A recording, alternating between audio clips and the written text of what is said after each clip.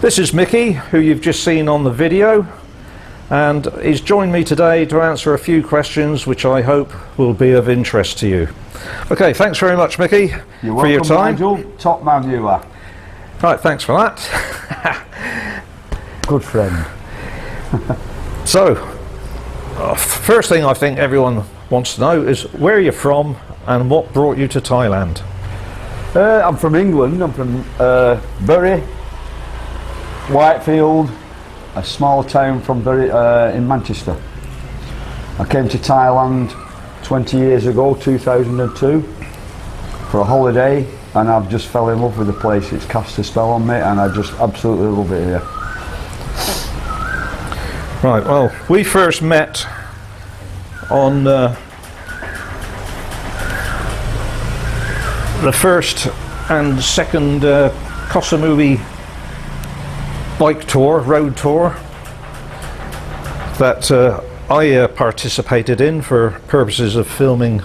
I thought he was very brave actually, Nigel, sitting on the back of that bike at your age. Oh. For your age, you're doing fantastic, pal. I just thought I look like you when I get your age, any case. Top madness. Well, thank you for that. I can tell your past profession was a bar steward. Never. I'm on this side of the bar. Never on that side of the bar. You're on the fall over side of the bar. Cheers, Nigel. Yeah. Nice beer. Chop de cap, as they say in Thailand. Chop de cap. So, just seen your new Pride and Joy. Yeah. How would you like to tell us all about it? Because I know nothing whatsoever about motorbikes, but I'm sure there's some viewers out there who would be interested to know what your new toy is. I've just, because I've retired, I've treated myself to a retirement present. Never ever had a new vehicle or a motorbike in my life. And I bought myself a Honda Rebel 500cc, and it's perfect. I love it. Absolutely love it. I can't get enough. I just love riding it. I've been all over the island. I've just clocked up 680 kilometres. I've got another 320 to do, and I've got to take it back to Suratani for its first service at 1,000 kilometres. I love the bike. It's very comfortable. It's brilliant for riding around town or even on long runs. It just fits it's so easy to ride, and I just love it. Yeah. So, what was the financial impact of purchasing that bike? Because any foreign goods coming, whether it be machinery, food, wine, whatever, coming into Thailand is at least 3 times as expensive due to taxation. The bike is built in Thailand. That's another reason I bought it. Wow, that's saved you a fortune then. A fortune, yeah. Well, we all had a ride, including Rob, our friend Rob. We all had a ride up to Hua Hin bike show about a month ago. And Honda had their own sort of stand sort of thing. Yeah. And this bike was there. And I sat on it, and I just knew that was the one for me. It just felt right. It just felt right. So I just asked her, how many baht? 250,000.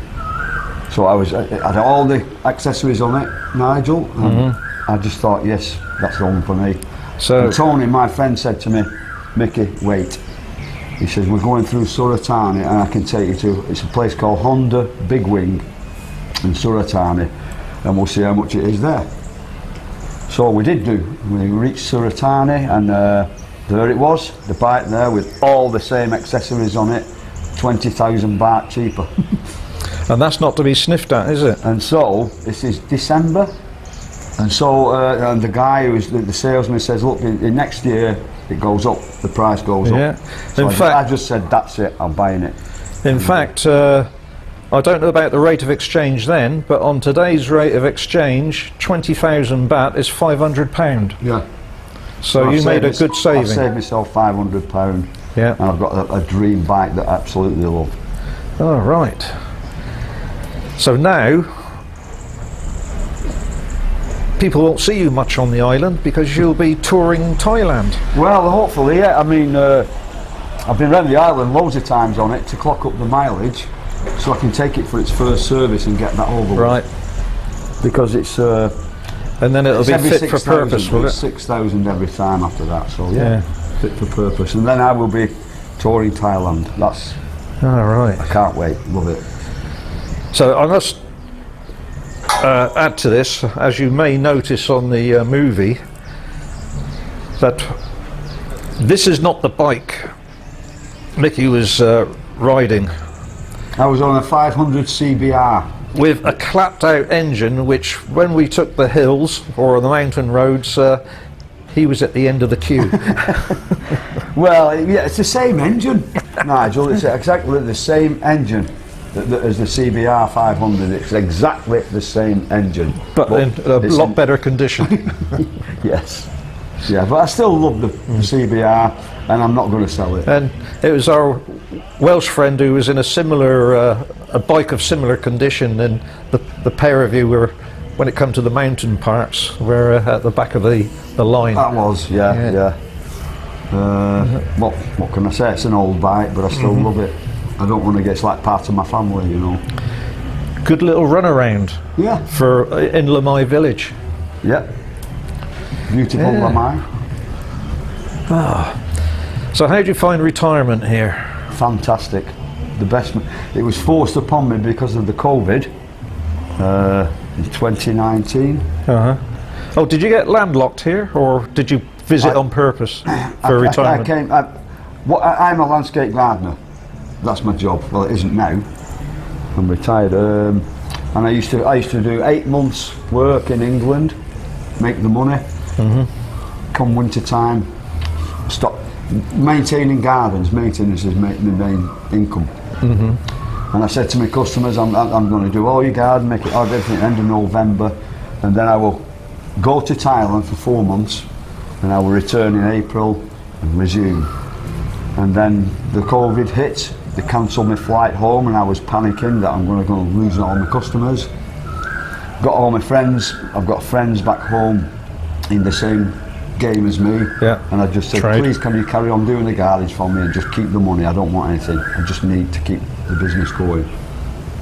In any case, it got to the point where I started getting my pension here, and I thought, I can rent my house out back home.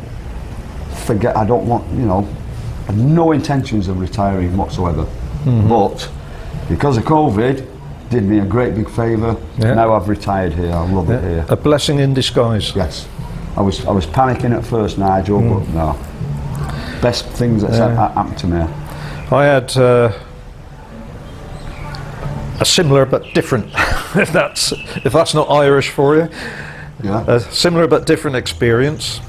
I was out here 2.5 years ago, just before the COVID really got to grips with Lamai, and I was here for about 2 weeks, and then they started banning the sale of alcohol, and then if you sold food you could sell food, but then you couldn't sell alcohol. It was a nightmare. Yeah, they were very paranoid sometimes, the Thai people. You didn't really know if you was coming or going, so I was looking at this going on around me, and I saw the writing on the wall, so I got in touch with my daughter, who works for one of the big airlines, and I asked her to book me a flight ticket from Bangkok to the UK, London Heathrow. Well, as it turned out, I got a flight, and I was on the third to last flight for the airline she works for, before the border was landlocked, and that was it. Everyone was trapped in Thailand. Yeah. Not a bad place to be trapped in, though, is it? No. I mean, I love it here. Dude. It could do someone like you a big favour, and you'd realise this is where I want to retire. But if that happened to me, it could be the death of me. I mean, all these little lovelies around, and so much to drink, and people to drink with. good people. Actually, I got very lucky, Nigel, because I got offered a job because I'd also do a lot of building work before I decided to be a gardener. And a very good friend of ours, Tony, Tropical, offered me the keys to a house that's been empty for 3 years because the guy who owns it is 93 years old. He had 2 children here with a Thai wife, and something happened anyway. They split up. As it does. They split up, and he went back home to England with his 2 daughters, who's grown up now, and they've got jobs.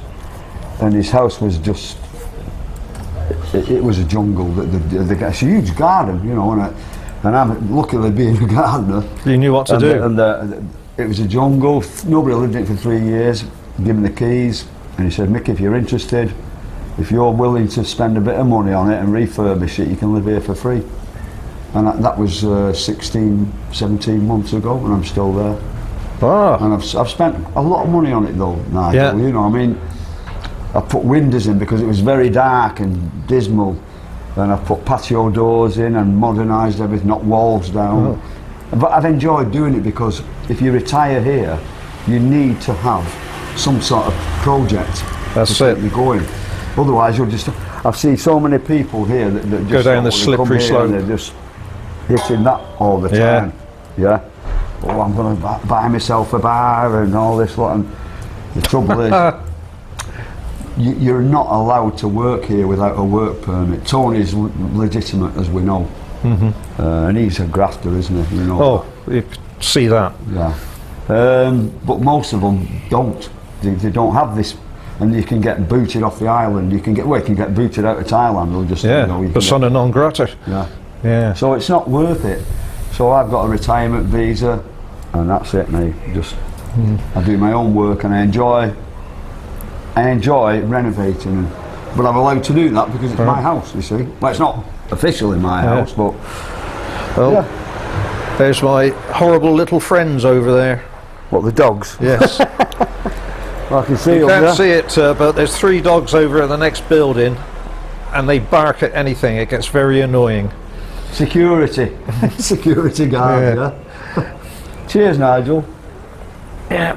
Always a pleasure. Thank you. Cheers. Always a pleasure. Never a chore. I must concur with you on what you just said, because when I retired, I realised 2 things. One, I had to keep myself mentally active, and secondly, I had to keep myself physically active. Yes. So the first one I managed to do through my computer work, and that's when I started my YouTube channel. And the second one, I took out a membership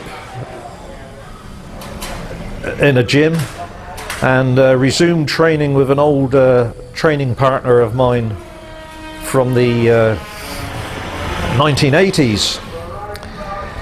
And if you have a look at one of my more recent videos, that would be probably, by the time this is pushed out, say 3 or 4 videos ago. It's about a powerlifting competition, and the guy who does the deadlift, and for his age and weight class, he breaks the British record. Wow. And he lifted 200, if I remember correctly, either 230 or 240 kilograms, which is quite a bit of weight. My personal best is 160, so it's way over that. Yeah. Well, I've not done that powerlifting. I'm quite happy with the hammer and chisel. That's my exercise. And pottering around the garden. Yeah, I do. Yeah. That keeps me in shape. Yeah. I love it. Out in the fresh air. Yeah. Can't do gyms. I don't like them. Is it reminiscent of your childhood? You know, talking to all the weeds, Bill and Ben, and. I don't know. It was accidental that I got the job in the first place. I mean, I was in factories, and I hated it. And I just got offered this job. So I can't explain to you, Nigel. I just got offered this job. I was on shift work in a floor tile manufacturing And it was night time, my night shift finished, and I just called in this pub on the way home just to get one beer. And the bartender said, Mickey, I said, I'm just sick of work. I said, I hate the place. And he said, Mick, I can get you a job gardening if you like. If you turn up at this pub, the same one I was in, at the tap room, you fetch your driving licence, he says, I can get you started straight away the following week. So I gets all spruced up with a suit on and tie and all this lot. He wanted you in overalls. And I goes in, Nigel, and I'm not kidding, they're sat in the corner playing cards, and the boss of the company, the gardening company, they're all in the scruffs, they've just finished work. And I said, I've come for an interview. And I'm all suited up, like, you know, to try to impress. In any case, he just showed the licence, let's start on Monday if you want, Mick. Yeah, and that's how it. But I said, I can't do. I've not even handed my notice in or anything like that. Yeah. So I started on the garden, and this was 1976. Yeah. That's the year I left the Navy. Yeah, is it? Yeah. 1976. Yeah. So yeah, that's my story. Ah, good one. And I've never looked back. Now, I love my job, and I still do. I still do a bit of work here for people. Well. You know. Unbeknown to you at the time, that was good training for you when you took on the derelict building with the overgrown garden. Yeah. I've learned a lot of skills, plastering. I've actually demolished the house I was in. I've still got it, and rebuilt it because it was a very old house, and the cement had turned to salt. Basically, you could lift. I could lift all the bricks off. That's how bad it was and how old it was. And so I learned how to bricklay, I learned how to plaster, learned how to put the roof on. I've always been interested in construction. That's good. And I enjoy doing it, I still do. It's probably one of the biggest businesses in the world, isn't it? Because everywhere around you, I mean, we just got to look across there. It's construction. You're always, you're never going to be able to work, never. And if you, one thing about Thailand, and I'm very surprised we don't hear it right at this moment in time, is anywhere you go, you will hear an angle grinder at work. Yep. Very annoying. Yeah. That high-pitched sound. Besides your security dogs. Yes. Well, it's like people hear me speak here in Thailand,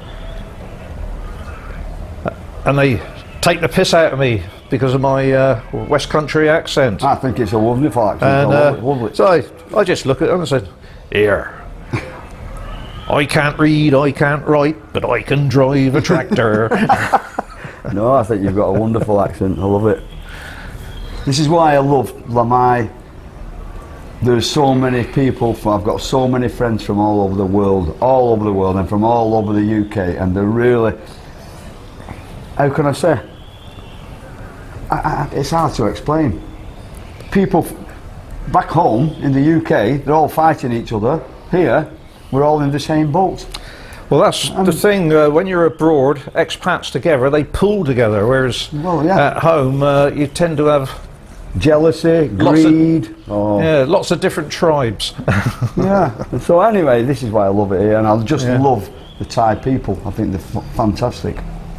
They're very friendly. Well, hard-working. The land of smiles. Very humble. Even the millionaires dress like peasants. And they do, Nigel. Yeah. They do. You don't even know. That's right. You know, you're boss of this, you wouldn't see. Back home, they'd be swanking around in a fancy car and a beautiful big house, not here. Yeah. It's just basics. Yeah. I love the resourcefulness of the people. Simplicity. It's such a simple life. As soon as that plane lands in Manchester, the stress levels start getting up. And as soon as I get back to here, they start coming down. Yeah. And so this is another reason I love this, absolutely love this country. And I've been all over Southeast Asia. But take note, dear viewer, he said resourcefulness, especially the young ladies. So beware. We won't go into that. How very dare you. No, I'm not a dirty old man. No, but We've all heard the horror stories come out of Thailand, you know, how Farangs have been ripped off. Oh yeah. Yeah. Happened to me a few times over the years, but you get wise to it eventually. By the way, Farang means basically a white man, anyone from Europe, America, Australia and New Zealand. Yeah, all under the same umbrella. Yeah, any foreigner as such. Because it wasn't until very recently that it was still not so much in Koh Samui, but in Bangkok you'd see people of African descent, so that blacks in this country are quite a new thing. In Bangkok there's many of them, you know what I mean? Yeah. Hey, this is the perfect country for equality, I would say, Nigel. I absolutely love it. You get people from all over the world here and there's no racism whatsoever. Never. Yes, good. Never seen it. And that's why I love it here. Muslims, it's mainly Buddhist, but there's plenty of Buddhist, Muslim communities, and everybody just gets on with each other, and there's just... Yeah, live and let live. Yeah. The only racism I've ever seen is in the Thai kitchen, when they make your food spicy and watch the white man go poof.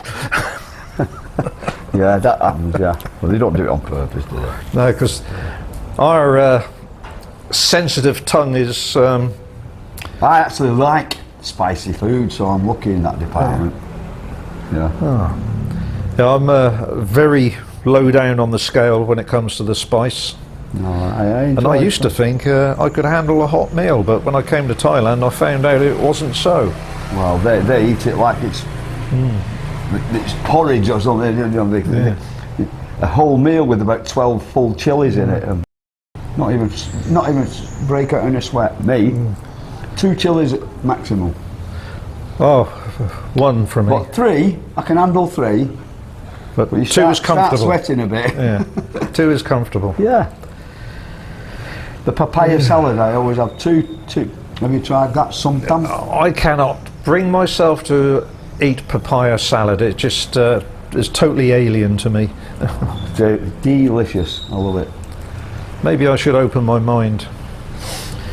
Yeah. But one of the first things I noticed about Thailand when it comes to their culinary affairs, there's no such thing, or at least not in my books.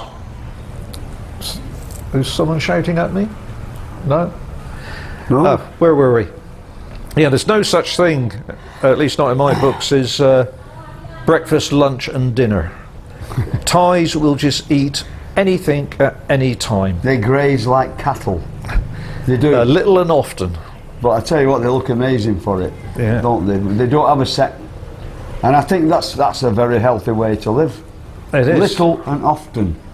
Yeah. Rather than stuff yourself full of course, with all the herbs, spices, etc., and the variation of their diet. Cool. I mean, their insides must look like a 303 fucking Lee Enfield after a good pull through. You know. No, I mean they look well. You've seen them, haven't you? Now, most of them, in any case, but. The girls in the bars, they seem to have got fatter and fatter because they've introduced McDonald's here and Western food, and it's not done Thailand any favours in my opinion. No. Whereas if you get off this island and you go up into Isan, real Thailand, you don't see any fat people. They're all very slim, beautiful, and I put it down to the diet that they're on. And have you noticed they've got beautiful legs?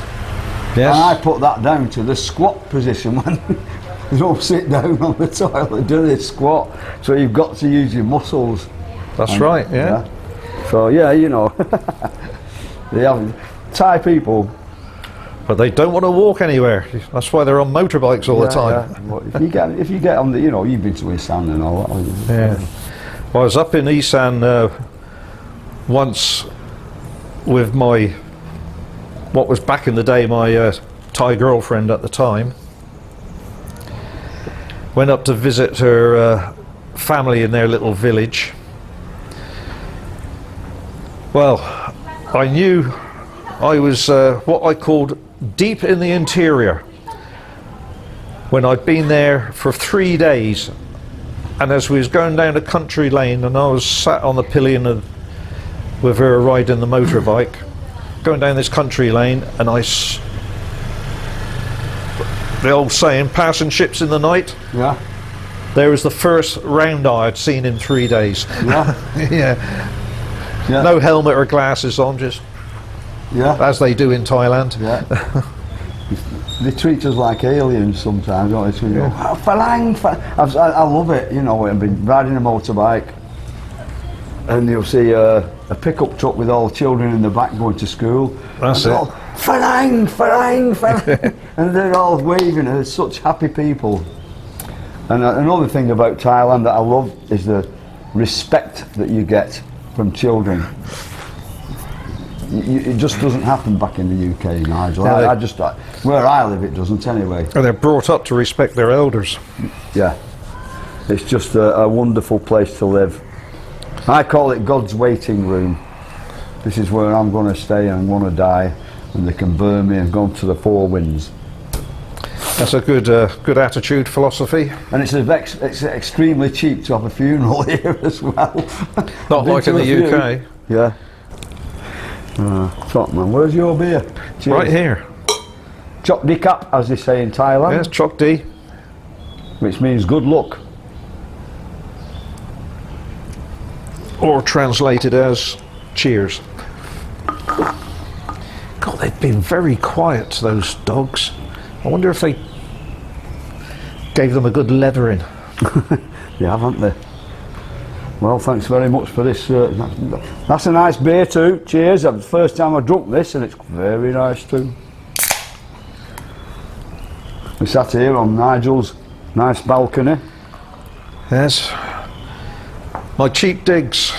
I don't go for hotels because other than needing the bathroom for ablutions, a bed to sleep in, what's the sense of paying out the nose? Yeah. So I get a cheap room which has got the basics in. This particular one is 8,000 baht a month.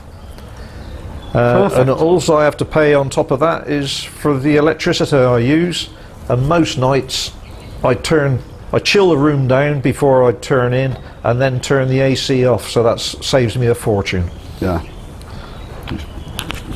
For 8,000, that's what's that? Less, depending on the exchange rate, £200 a month, 50 quid a week. Where else would you want to live? Well, today's rate of exchange was 38.4, so get your calculators out and work it out for yourself. It's not very good, is it, Nigel, unfortunately? No, that's a bad rate of exchange, but that's the way it is. That's the UK for you? I think it's the UK. You blame the strength of the pound? Yes, I do. Okay, fair play. I might be wrong, Nigel, I'm not into finance, but... But I did hear something the other day, where there's any truth in it or not, it's not for me to say, but the Thai finance minister wants the Thai baht to be so strong that it's quite possible that it would work against him, because if it gets too strong, then people are going to go to Cambodia and other Far Eastern countries, Vietnam, where the rate of exchange is more favourable. Yeah. We'll see. Sometimes the Thais get it wrong, don't they? Like they did the same with the COVID. They reversed it within. That's right. Within 24 hours. Yeah. You know, they made this rule that we're going to have you're going to have to get the inoculant and get all the proof and all this lot, and then went to bed one night. No. With all that hanging over the travellers' heads, got up in the morning, total reversal. A total U-turn, yeah. So this is Thailand. As much as it's a real paradise, and it is a paradise, it does have its drawbacks. And driving and riding motorcycles is especially a bad one, isn't it? I mean, they drive... It's a dangerous hobby. They drive on the same side as the UK, But that's where the similarity ends, isn't it? Because there's humble, beautiful people, Thai people. As soon as they get behind the wheel of a car or on a motorbike, they turn into maniacs. You just have to keep your eyes on them mirrors all the time. It can be dangerous. And I wonder how many of them have really got valid licenses. None of them. And they've never had formal training. No. I was just watching at breakfast this morning, sat on the roadside cafe at a table, and this little girl came motoring down the road on a scooter, and I wouldn't even want to hazard a guess how old she is, but very young. Yeah, like 10, 12. She's going to grow up. I've seen them younger than that, Nigel. Yeah. Believe me. She's going to grow up, and then they change nationality to Japanese, and they become kamikaze pilots. But this is why I just love this country, because it's so. Back home, when I tell you what, Nigel, I had to go back home for 9 weeks to sell my business last year, and I hated every day of it. I loved seeing my family, my friends, and I had to do a bit of work on the house to make it rentable. But I could not wait to get back here. Couldn't wait, because of the health and safety and all the bullshit that you've got back in the UK. I've had give you hoops to jump through. Just had enough of it. Yeah. Here, it's simple. I think if you lived here and retired here, it'd have another 10 years on your life. I really believe that, because it's just so stressful. More than likely. Back home, I'm just so stressed out. Every brown envelope that comes through the door, what have I got this time? It's just so much bullshit in the UK now, and I've had enough of it. So I want to end I'm in the winter years, aren't I now? So you. Yeah. Well, at least you can honestly say that you're British and you've been awarded the MBE. MBE? Yeah, Manila brown envelope from the taxman. More brown envelopes, yeah. No, Manila brown envelope. Manila. yeah.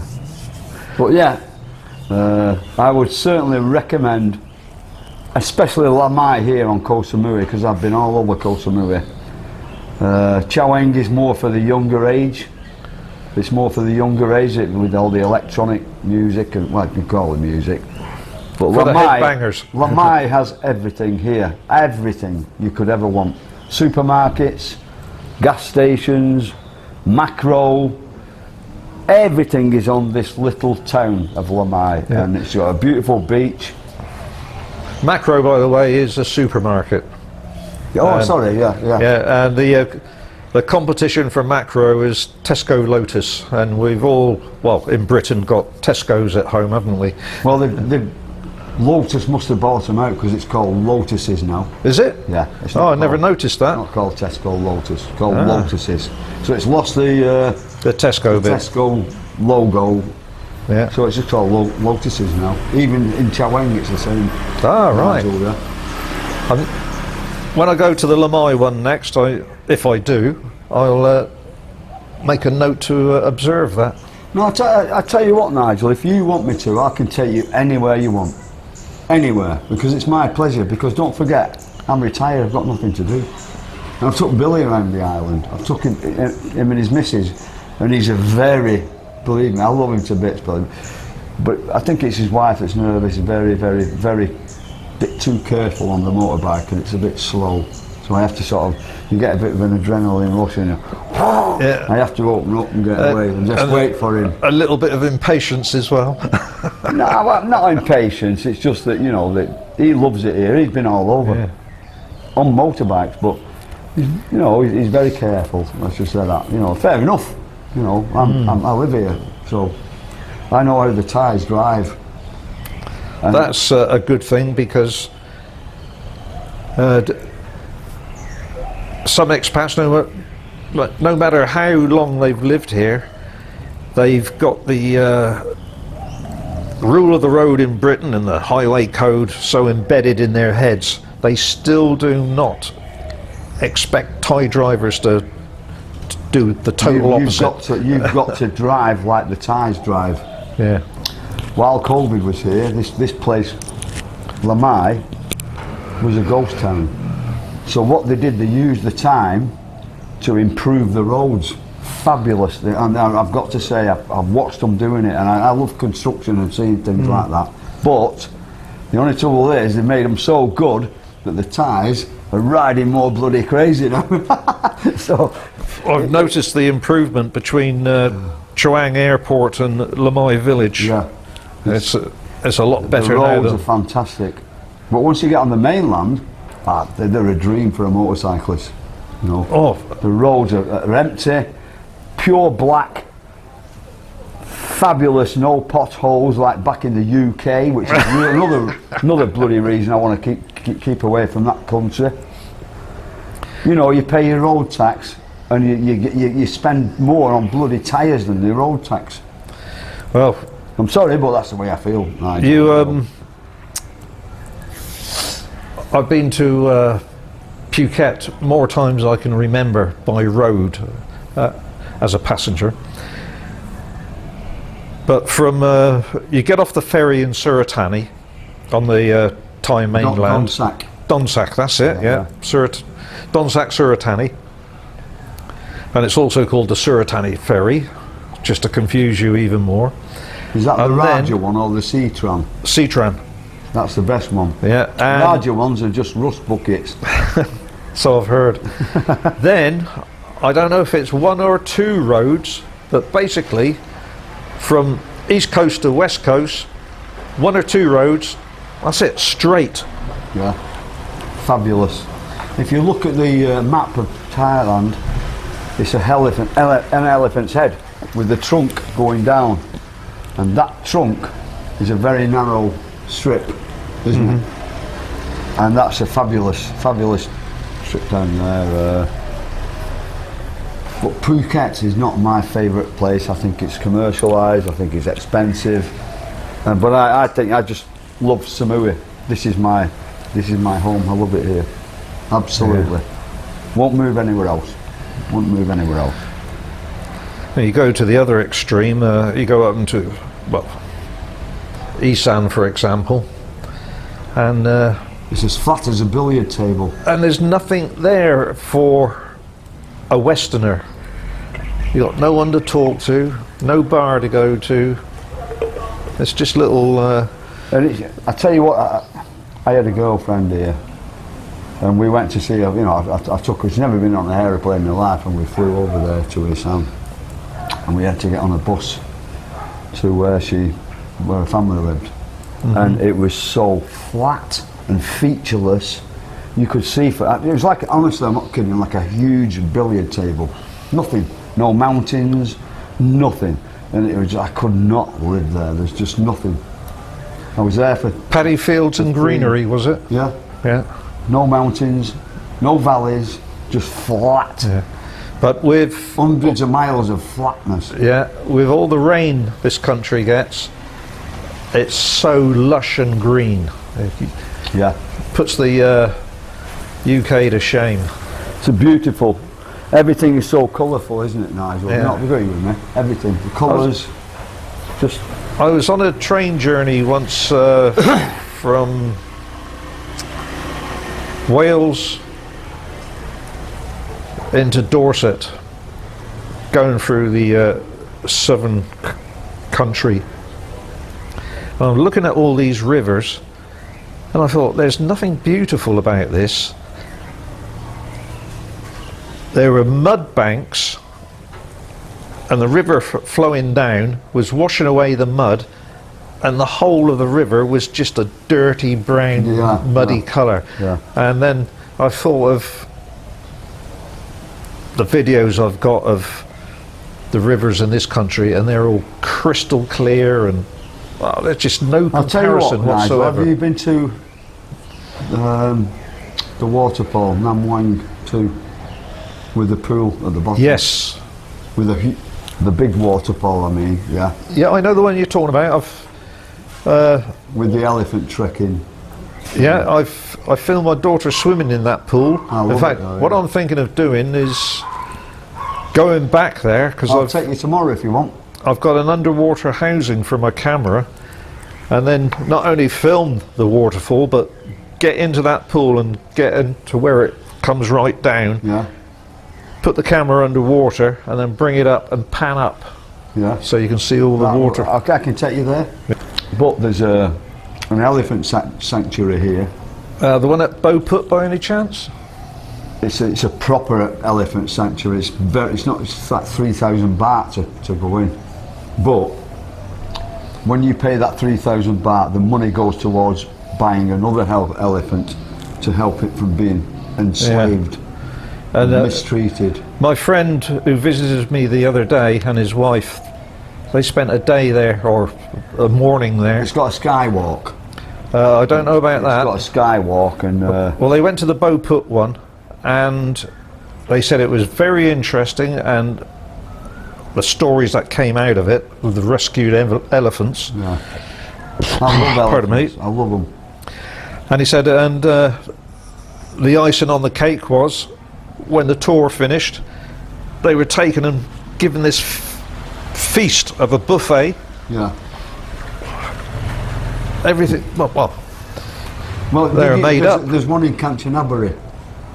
I was there with my son, and you can get into the River Kwai with the elephant. Yeah. And you can scrub it and clean it. It's beautiful. I'll tell you what. And then you can get on. I actually got on the guy that the Thai guy said get on its neck, and yeah. And it was a huge elephant, believe me. Yeah, to stretch your legs. It swam into the river and it dove down with me on the back. I'm not joking. I absolutely shit yourself, did you? Well, I made a mess nearly, but. Yeah, I did. Well, that's a secret between you and your laundry man. No, anyway, it did. It took me with it, and but I came back up again. But absolutely loved it. But when it actually stood up on land, my God, it was huge. Yeah. And I was like bloody, must have been 10 foot up in the air, and I I'd have broke my legs if I'd have fell off. I may have been to that same sanctuary, because. But they really look after them, they're not... Yeah, one trip I was in Kanchanaburi, and I went to an elephant sanctuary. And there's the river as you described it, and the line of elephants came walking along, paddling through the shoreline of the river. Yeah. So I thought, I'm drinking a beer watching this, I thought, I've put my beer down, get this on film. Filmed it, turned round to grab my beer, gone. And it was only one sip out of it. The bastard, I had to buy another one. The elephant nicked it. Yeah. We got the farang. Yeah, I absolutely love elephants. They're such beautiful creatures, and the way they treat them, Nigel, because what they do, they steal the baby off the mother, and they mistreat. And they put these hooks into them to make them scared of human beings. That's what they do. Yeah. And they really hurt them to make them submissive to human beings. That's it, they're mentally scarred for life. Yeah. And then they teach them to do all these things, and if they don't do them, and they say they're doing them. I had an argument with one of them once, because he tried to sort of, how can I say? I told him the story, what I know what happens, and he said, "Oh no, we don't do that." I said, "I know you do that, because there's no way that elephant would ever be submissive like that if it wasn't mistreated as a baby." So I implore anybody that goes to these places where you can ride on a mountain on an elephant with they usually have sofas on the back strapped to it. Yeah. Please don't subscribe to it, because you're just adding to it. I'm an absolute animal lover. I'm a vegan, and I absolutely care for all animals, and I hate that. I really do. So sorry for that, but might not. So you might not edit that. There's no chance of us pulling over tomorrow for a ribeye steak, then? No. No, I'll always find an alternative, my friend. Right. Let's conclude this. Yeah? What do you want me to say? Well, it's all down to me now. To thank you very much for turning up, and My pleasure, my friend. Very good friend. Good viewers, man. I hope you enjoyed our conversation and reflections. Yeah. And I hope you come to Thailand and enjoy this wonderful country. Beautiful country. Beautiful people. Just crazy when they get behind the wheel of a car or on a motorbike. That's what you've got to think about. Bye bye. Bye bye from Koh Samui. Here we go.